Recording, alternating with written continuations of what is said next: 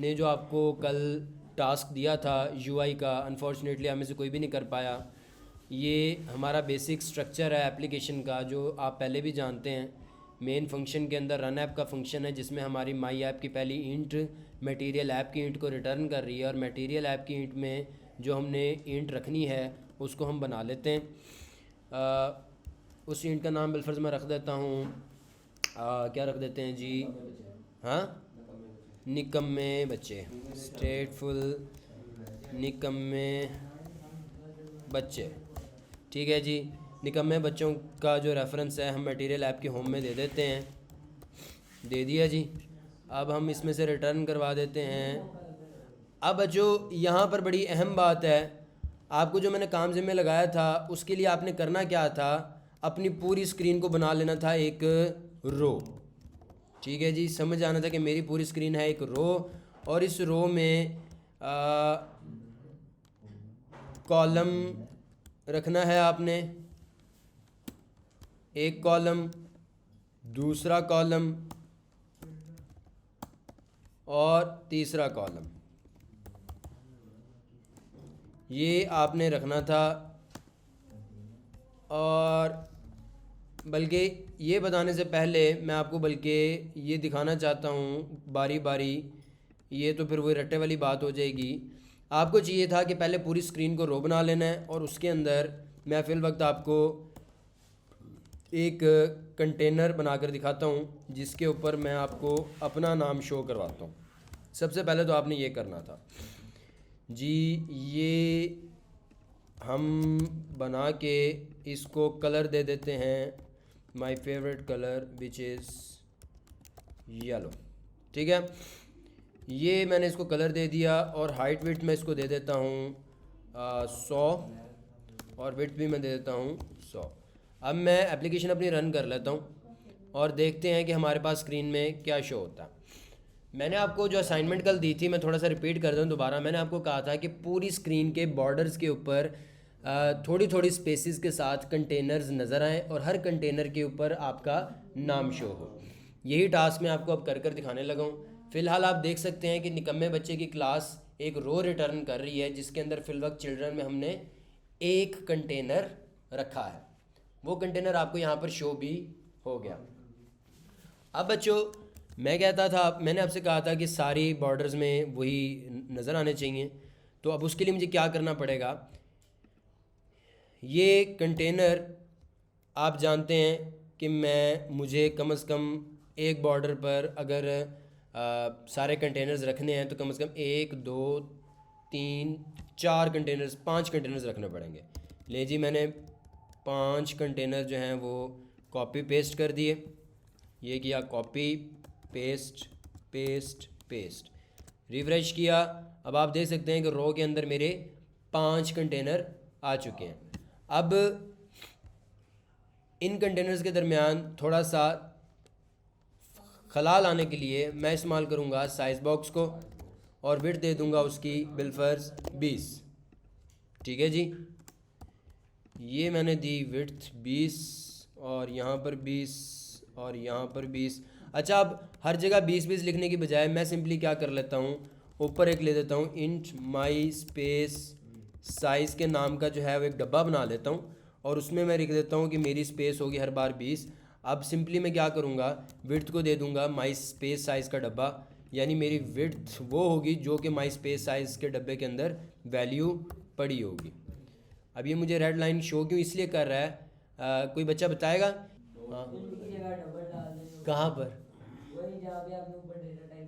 है यार, बच्चे के लिए क्लैपिंग हो जाए, क्या बात। यहाँ पर हमने इंट की जगह डबल डाल देना। वो इंट की जगह मैंने जैसे लिखा डबल, मूसा ने बता भी दिया था कि अल्लाह देता ये कह रहा है कि भाई डबल टाइप का जो वेरिएबल है ना वो इंट को नहीं असाइन हो सकता, इसलिए माई स्पेस साइज़ का जो डेटा टाइप है वो इंट से डबल में कन्वर्ट कर दो। अच्छा जी, मैंने ये कर दिया। उसके बाद मैं माई स्पेस साइज़ वाले जगह से मेरा एरर भी हो गया ख़त्म। ये अब मैंने दोबारा से जब देखा तो मेरे उसकी एप्लीकेशन में डब्बों के दरमियान फ़र्क आ गया। अब ये बिलाल बड़ा सारा बहुत बुरा लग रहा है। मैं क्या करता हूँ, बिलाल का जो टेक्स्ट स्टाइल है ना वो थोड़ा सा छोटा करता हूँ। लेकिन चूंकि ये आपके असाइनमेंट में था ही नहीं, टेक्स्ट स्टाइल को छोटा करना मैंने आपको नहीं सिखाया हुआ। फ़िलहाल मैं आपको ये सारे बॉर्डर पर कर दिखा देता हूँ उस टेक्निक के ज़रिए जो कि मैं आपको ऑलरेडी सिखा चुका हूँ। तो अभी टेक्स्ट को छोटा करने वाला काम हम बाद में करेंगे।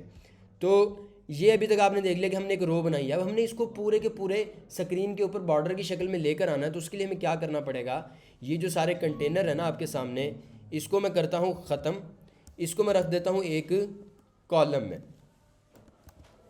ठीक है जी, ये मैंने कॉलम में रख दिया। अब मैं विड्थ की बजाय मैंने इसको,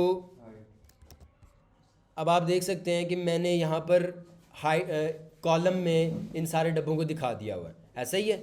लेकिन इनके दरमियान हाइट का फ़र्क इसलिए नहीं आ रहा क्योंकि साइज़ बॉक्स में मुझे विड्थ की बजाय अब हाइट लिखना पड़ेगा, क्योंकि अब हम हाइट के तौर पर डिफरेंस लेकर आ रहे हैं। ये मैंने हाइट कर दिया और अब मैं रिफ़्रेश करके जाकर देखता हूँ तो हाइट में मेरा फ़र्क आ गया। ठीक हो गया। अब मैंने क्या करना है कि यही कॉलम मैं कॉपी कर दूंगा नीचे और ये मेरे कॉलम आ जाएंगे दोनों एक दूसरे के आमने सामने।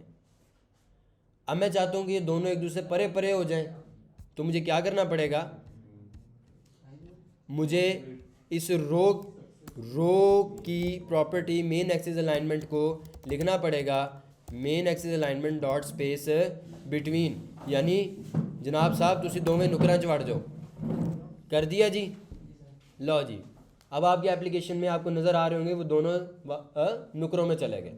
अब मैं चाहता हूँ कि ऊपर वाली रो में ये जो ऊपर है, ऊपर वाले बॉर्डर में और नीचे वाले बॉर्डर में भी कुछ लिखा हुआ नज़र आए। तो मुझे क्या करना पड़ेगा, इस कॉलम के और इस कॉलम के दरमियान में एक और कॉलम ऐड करूँगा जिसके अंदर 2 रो होंगी, जिसके अंदर 2 रो होंगी, ये और कॉमा और ये कॉपी और इसमें भी रो, और इन रो के अंदर मैं अपने यही डब्बे रख देता हूँ। अब इन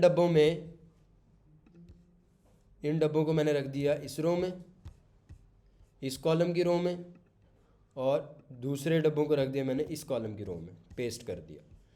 अब मैं सेव करता हूँ, मुझे एरर दिया जा रहा है। एरर कहाँ पर दिया जा रहा है, 140 नंबर वाली लाइन के ऊपर दिया जा रहा है। आपको नज़र आ रहा है, ये मैंने हाईलाइट भी किया है। 140 नंबर पर मुझे लाइन पर एरर आ रहा है। तो 140 पर क्या एरर आ रहा है, मुझे बताया जा रहा है एक्सपेक्टेड कॉमा। तू चुप करके बैठ, तू बोली ना, ये हरकत मुझे बहुत गंदी लगती है। जिसको आता है ना उसे तो उल्टा चुप कर अपने दिमाग को इधर उधर के शोबों में घुसाना चाहिए कि भाई ये सवाल यहाँ पर जनरेट हो सकता है, ये हो सकता है। उसका बोलना मुझे पसंद नहीं है। ये आप स्कूल में बैठे हो, जहाँ मर्जी बैठे हो, ये जो कोई ये कहे ना कि भाई मुझे आता है या यहाँ पर ये होना चाहिए, मेरा बस चले ना, मेरी अगर क्लास में बस चले तो मैं क्लास में खड़ा होकर सकता हूँ, तुझे ज़्यादा आता है तो फिर क्लास में आई ना कर। सही बात है, अगर तुझे ज़्यादा आता है क्लास में ना, तो हमें तो ना डिस्टर्ब कर। क्लास में हम आते हैं नया सीखने के लिए, क्वेश्चन करने के लिए। अगर आपको आता है वेरी गुड, आप और सोचें। अगर आपको आता है और आप एफिशिएंसी मार रहे हैं तो बराए मेहरबानी ग्लासेस लगाएं और एकेडमी या स्कूल से बाहर भाग दें। सही है। तो जिसको आता है प्लीज़ मेहरबानी फरमा कर अपने मुंह के ऊपर टेप लगा लें, मेरे पास एक्स्ट्रा पड़ी हुई है। अच्छा, 139 लाइन पर मैंने लगा दिया कोमा। यहाँ पर सारे बच्चे बैठे हैं, कच्चे दिमाग वाले बैठे हैं। मुझे मेरे सभी बच्चों से बड़ा प्यार है। मैं चाहता हूँ कि सारे बच्चे यहाँ से सीख कर जाएँ और अपनी ज़िंदगी में कामयाब हों। इसलिए मैं नहीं चाहता कि कोई उल फूल का किस्म का बंदा मेरे बच्चों के दिमाग के ऊपर कोई भी मसला क्रिएट करे, उठा के बाहर फेंक दूँगा मैं। अच्छा, ये 2 रोज़ के अंदर मैंने कंटेनर डाल दिए। अब मैं दोबारा रिफ़्रेश करता हूँ और जाकर आपको एप्लीकेशन दिखाता हूँ और आप देखोगे कि हमें कुछ इस तरह से नज़र आ रहा है। नज़र आ रहा है। अब हमने क्या करना है, अब हमने देनी है, तेरे से पूछा है मैंने, आता है तो चुप करके बैठे रहो। अंदाजे तब लगाने हैं जब मैं कहूँगा कि सर हाथ ऊपर खड़ा किया, सर मेरे माइंड में क्वेश्चन है, सर मैं कुछ सजेशन देना चाहता हूँ। इस तरह से करते हैं खुद से। अच्छा जी, ये 2 रोज़ आ गई हैं। अब मैं चाहता हूँ कि यार इन 2 रोज़ के दरमियान फासला आ जाए। तो मुझे क्या करना पड़ेगा, इन दोनों रोज़ के दरमियान फासला लाने के लिए मैं कॉलम्स आपको कहूँगा कि अपनी मेन एक्सिस अलाइनमेंट पे स्पेस बिटवीन ले आओ, यानी अपनी मेन एक्सिस से इन दोनों रो को नुकरे नुकरी लगा दो। ये मैं अब इधर गया और देखेंगे आप वो लग गए नुकरो नुकरी लग गए। अब मैं चाहता हूँ कि हर रो के अंदर बाकायदा तौर पर फासला है। फासले तो मैंने डाले हुए हैं, लेकिन फासला जो डाला हुआ है वो हाइट का डाला हुआ है। आपसी फासले के लिए रो के आइटम्स को आपसी फासले के लिए मुझे क्या डालना पड़ेगा? हाइट नहीं बल्कि विड्थ डालनी पड़ेगी। Copy paste paste paste paste, एक दफ़ा कॉपी कर लिया और बाद में फिर आप आराम से पेस्ट करते जाइए। लो जी, अब आप देखोगे फ़र्क आ गया। ये चीज़ मैंने आपसे कही थी, इतना सा काम था ये। आपने क्या करना था? सिंपली ये आपका स्ट्रक्चर होना था। पहला कॉलम होना था सिंपल, दूसरी रो होनी थी, दूसरे कॉलम में 2 रोज होनी थी, और तीसरा सिंपली कॉलम होना था।